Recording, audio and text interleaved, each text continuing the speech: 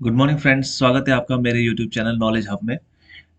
दोस्तों, आज हम डिस्कस करेंगे पार्लियामेंट के बारे में, पार्लियामेंट ऑफ इंडिया के बारे में, पार्लियामेंट्री सिस्टम ऑफ इंडिया के बारे में।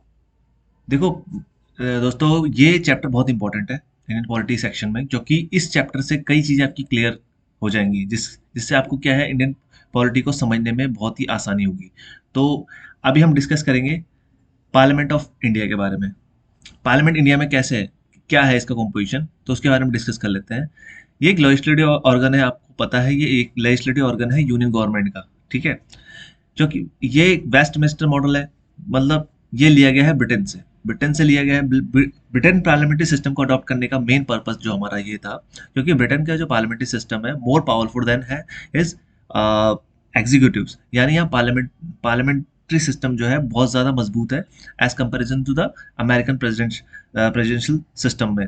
जो अमेरिका में जो पार्लियामेंट है वो थोड़ा सा कमज़ोर पड़ जाती है, क्योंकि वहाँ पे जो है प्रेसिडेंट जो है डायरेक्टली इलेक्टेड होता है, इसलिए क्या है, वहाँ पे जो पार्लियामेंट की पावर थोड़ी सी कम है। इसलिए अगर ब्रिटेन ब्रिटेन में देखा जाए तो ब्रिटेन में जो है, जैसे हमारे राष्ट्रपति होते हैं वैसे ही उनके नॉमिनल हेड होते हैं। जो उनके नॉमिनल हेड कौन होते हैं, किंग होते हैं और क्वीन होते हैं। तो इसी तरह से वो उनका जो पूरा काम जो करते हैं, मतलब जो पूरी फंक्शनरी होती है वो पार्लियामेंट के थ्रू ही होती है। तो इसी तरह से हमने पार्लियामेंट ऑफ ब्रिटेन को ही अडॉप्ट किया अपने कॉन्स्टिट्यूशन में, जब हमने कॉन्स्टिट्यूशन फ्रेम किया। अब देखो, आर्टिकल 79 से 122 तक जो है, जितने भी प्रोविजन है पार्ट फोर्थ में, वो जो है इससे इसको रिलेट करते हैं। मतलब इसको आर्टिकल 79 से 122 में जगह दी गई है part fourth of the constitution में। ठीक है, अब देखो, इसमें हम क्या क्या डिस्कस करेंगे। हम डिस्कस करेंगे पार्लियामेंट की ऑर्गेनाइजेशन क्या होती है, कंपोजिशन क्या होती है, ड्यूरेशन क्या होती है, प्रोसीजर क्या होता है, इसका प्रिविलेज क्या होता है, पावर क्या होती है, और बहुत सारी चीजें हैं। आगे बढ़ते हैं दोस्तों। सबसे पहले ऑर्गेनाइजेशन ऑफ द पार्लियामेंट देख लेते हैं।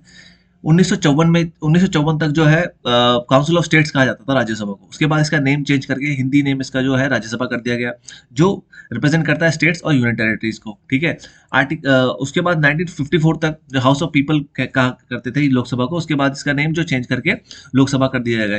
लोकसभा किसको रिप्रेजेंट करता है, पीपल ऑफ इंडिया को।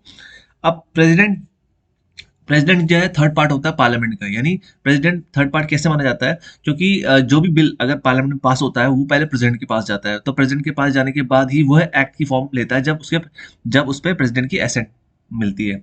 तो इससे जो फ्रेमर्स थे कॉन्स्टिट्यूशन के, उन्होंने कहा था कि British parliamentary system is the best system for India to adopt as a parliamentary system. ठीक है, उन्होंने कहा था कि जो ब्रिटेन का पार्लियामेंट्री सिस्टम है वो हमारे लिए बेस्ट है, क्योंकि उसमें जो है फ्लेक्सिबिलिटी ज्यादा है। अब ब्रिटेन में देखो क्या होता है, ब्रिटेन में जो है क्राउन होता है, क्राउन में किंग क्वीन होती है। ठीक है, वो जैसे हमारे यहाँ प्रेसिडेंट होते हैं उनके यहाँ क्राउन होता है। ठीक है, इस तरह से हाउस ऑफ लॉर्ड्स होता है उनका, उसको अपर हाउस कहा जाता है।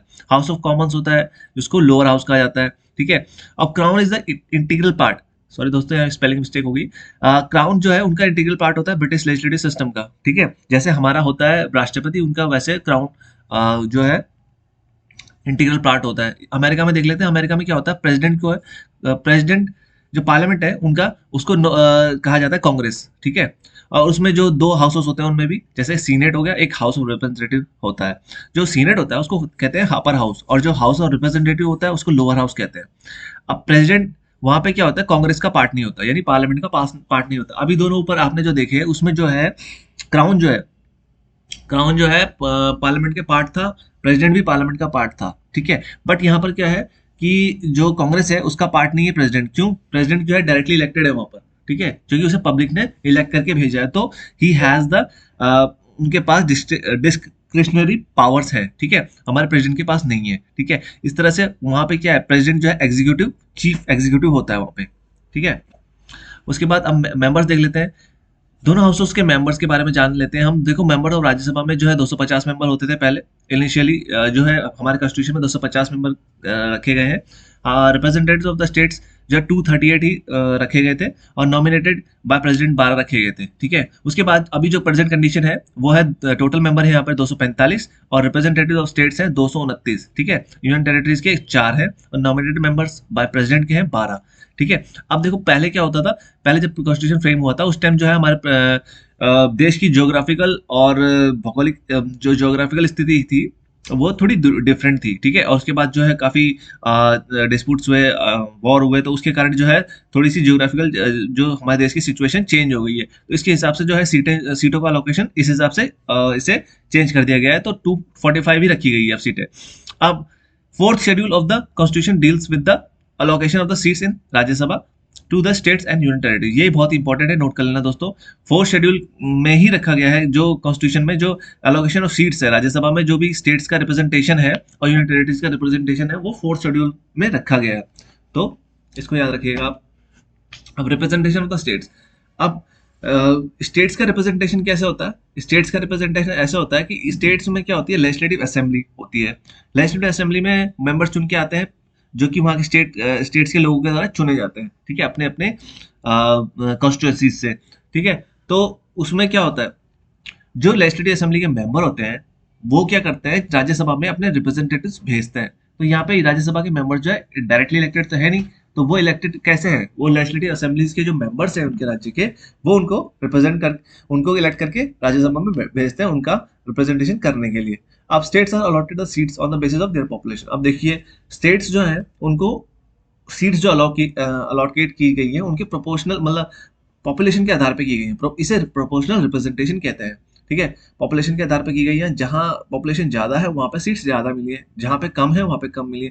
जैसे यूपी में देख लें आप, तो यूपी में 31 सीट्स हैं, जबकि त्रिपुरा में 1 सीट है, तो यानी यूपी का रिप्रेजेंटेशन जो है ज्यादा है राज्यसभा में और त्रिपुरा का कम है, ठीक है। और ऑन द अदर हैंड अगर देख लें यूएसए में क्या हो गया, इक्वल रिप्रेजेंटेशन है।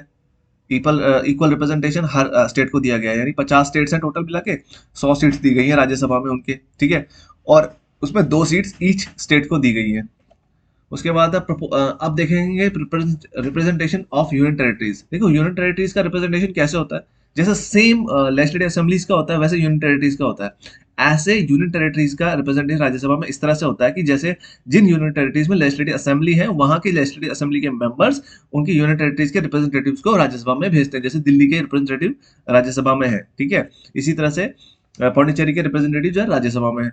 अब electoral college take part on the selection में, आपको बता ही दिया, जो लेजिस्लेटिव असेंबली के मेंबर्स होते हैं वही उसमें क्या करते हैं, पार्ट लेते हैं उसके सिलेक्शन में, राज्यसभा के मेंबर्स में के सिलेक्शन में। अब देखिए दिल्ली और Pondicherry only have the representation because, औरों को क्यों नहीं रिप्रेजेंटेशन नहीं दिया गया है, because of that there have less population, ठीक है, पॉपुलेशन में कम है, इसलिए उनको रिप्रेजेंटेशन नहीं मिला है।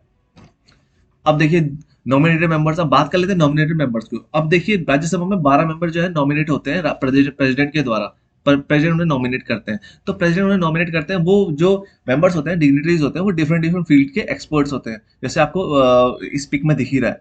तो ऐसे मेंबर्स जो अपने फील्ड में जिन्होंने स्पेशलाइज नॉलेज हासिल करी है या कुछ ऊंचाइयां छुई हैं, उनको क्या है राज्यसभा में रिप्रेजेंटेशन मिलता है। क्यों मिलता है दोस्तों? क्योंकि कई चीजें जो हमारे यहाँ जो है, जैसे किसी भी क्षेत्र में अगर कोई भी व्यक्ति अच्छा करता है, तो उस क्षेत्र के विकास हेतु उसमें और क्या विकास किया जाना है उसके उसके लिए अगर उस व्यक्ति का ओपिनियन लिया जाए, तो ये कई कई महीनों में हमारे देश के लिए फ्रूटफुल हो सकता है। तो इसलिए उस उस क्षेत्र के जो सबसे अच्छे मतलब लोग होते हैं, जो जिन्होंने बहुत मुकाम हासिल किया होता है, उनको क्या है राज्यसभा में नामित किया जाता है, ताकि जो है सर्वांगीण विकास हमारे देश में हो सके, ठीक है।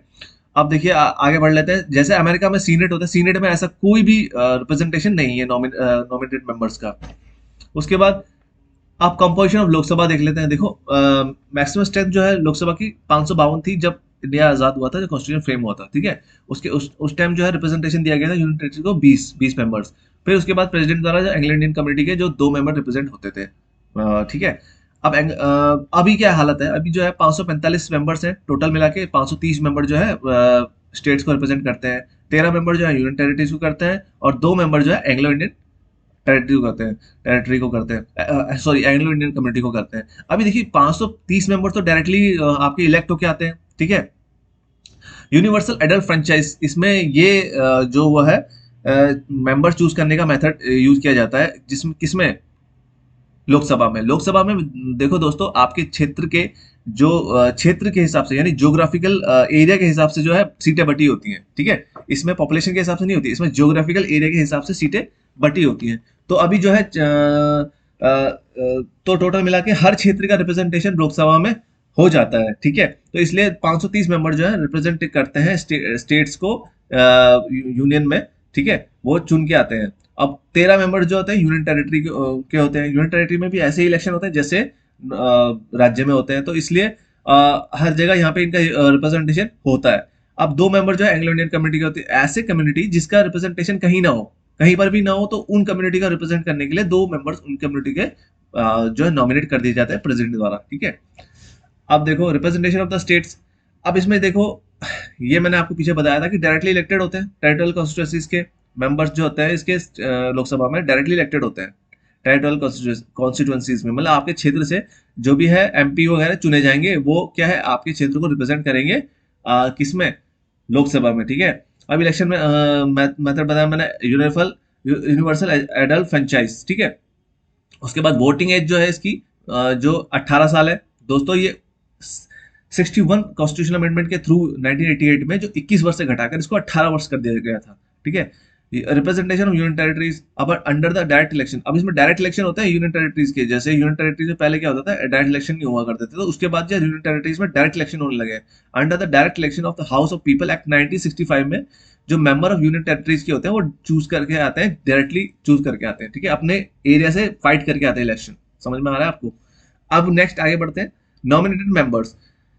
दोस्तों द प्रेसिडेंट नॉमिनेट 2 मेंबर्स। देखिए एंग्लो इंडियन कम्युनिटी के 2 मेंबर्स जो है वो नॉमिनेट करते हैं जिनको रिप्रेजेंटेशन नहीं मिल पाता किसी कारणवश, ठीक है।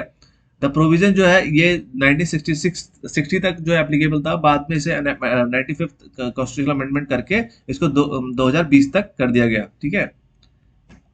थैंक यू दोस्तों, आज के लिए इतना ही। और अब जो है इस पार्लियामेंट चैप्टर के अगले जो भाग को हम कुछ अगले वीडियोस में कवर करेंगे। ये चैप्टर थोड़ा बड़ा है दोस्तों, इसको हमें बिल्कुल गहराई से समझना होगा, क्योंकि हम अगर ये चैप्टर हमारे समझ में आ गया तो अब डेफिनेटली आपको कई चीजें जो है इंडियन पॉलिटी सेक्शन की वो क्लियर हो जाएंगी।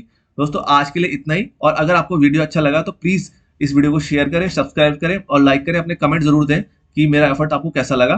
थैंक यू वेरी मच, जय हिंद।